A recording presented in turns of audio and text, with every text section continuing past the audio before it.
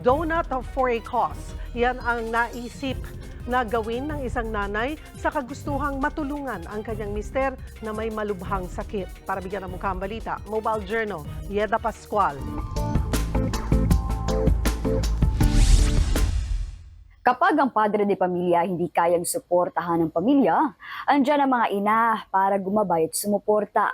Yan ang sitwasyon ngayon ng isang inang nakilala ko mula Palawan.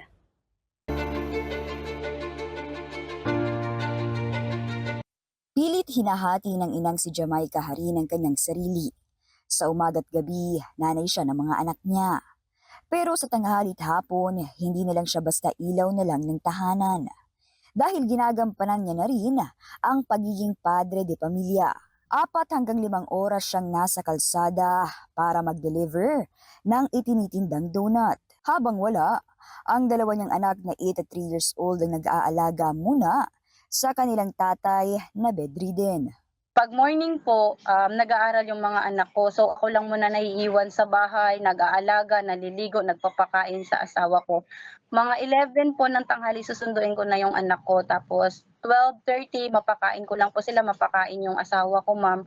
Aalis na po yan ako, kasagsagan po yan ng tanghaling tapat, ma'am. Doon naman po yan ako magtitinda. December last year, na-diagnose ng hyperthyroidism ang kanyang mister na si Josel, 27 anyos. Uri ito ng sakit sa thyroid kung saan sobrang taas o dami ng thyroid hormones. Bukod pa dyan, meron din siyang thyroid storm o pinakamalalang uri ng hyperthyroidism.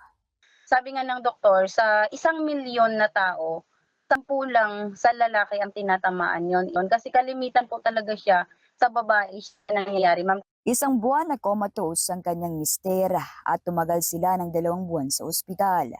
Kaya ang gastos talagang hindi biro. Halos hindi niya nangaraw alam ang salitang pahinga, kakakayod.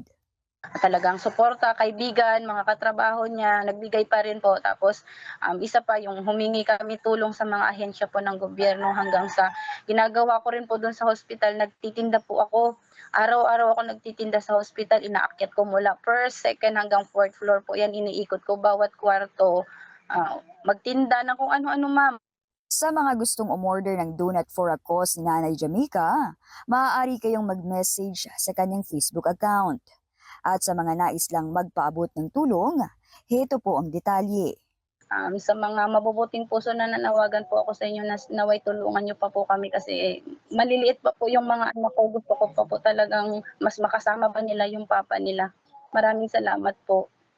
Ako po si Mobile Journal Yeda Pascual na nagpapaalala na ang bawat may karamdaman ay kailangan din ng kalinga.